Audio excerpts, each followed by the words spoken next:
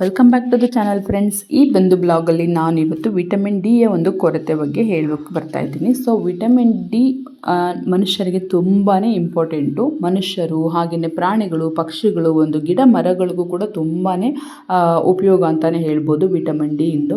ಈ vitamin DU ಹೇರಳವಾಗಿ ಸಿಗೋದು ಒಂದು ಸೂರ್ಯನ ಒಂದು ಕಿರಣಗಳಿಂದ. ಅದು ಬೆಳಗಿನ ಒಂದು ಕಿರಣಗಳು ಹಾಗೆಯೇ ಸಾಯಂಕಾಲದ ಕಿರಣಗಳು ಅಂತಲೂ ಕೂಡ ಹೇಳ್ಬೋದು.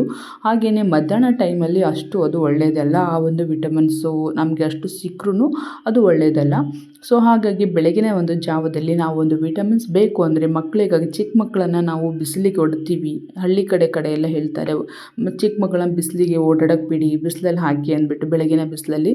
ಸೊ ಇದರಿಂದ ವಿಟಮಿನ್ಸು ಮಕ್ಕಳಿಗೆ ಹೇರಳವಾಗಿ ಸಿಗ್ತಾ ಇರುತ್ತೆ ಅನ್ನೋ ಒಂದು ರೀಸನಿಗೆ ಈ ಒಂದು ವಿಟಮಿನ್ಸು ನಮ್ಮ ಒಂದು ಬಾಡಿಲಿ ಇಲ್ಲದೆ ಹೋದರೆ ಅಥವಾ ಕಡಿಮೆ ಆಗ್ತಾ ಬಂದರೆ ನಮ್ಮ ಒಂದು ದೇಹಕ್ಕೆ ಯಾವ ರೀತಿಯಾದ ಒಂದು ಸಮಸ್ಯೆಗಳನ್ನು ನಾವು ಒಂದು ಅನುಭವಿಸ್ತೀವಿ, ಇದರ ಒಂದು ಕೊರತೆಯಿಂದ ಏನೇನೆಲ್ಲ ಸಮಸ್ಯೆಗಳು ಬರ್ತವೆ ಅನ್ನೋದನ್ನು ಬನ್ನಿ ನೋಡೋಣ.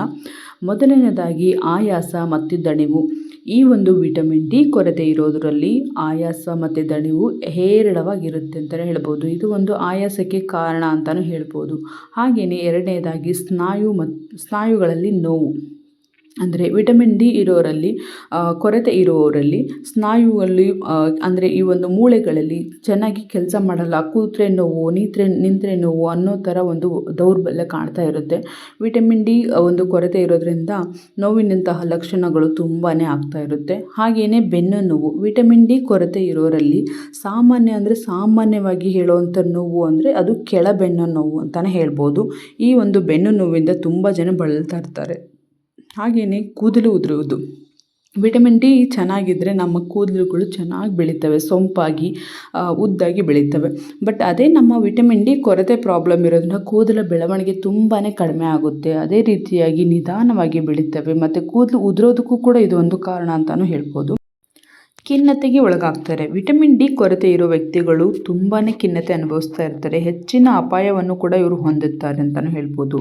ಅದೇ ರೀತಿಯಾಗಿ ತೂಕ ಕೂಡ ಹೆಚ್ಚಳ ಆಗುತ್ತೆ. ಇವತ್ತು ವಿಟಮಿನ್ ಡಿ ಕೊರತೆ ಇರೋರಲ್ಲಿ ದೇಹದ ತೂಕ ಹೆಚ್ಚಳವಾಗೋದಕ್ಕೂ ಇದು ಕೂಡ ಕಾರಣ ಆಗುತ್ತದೆ.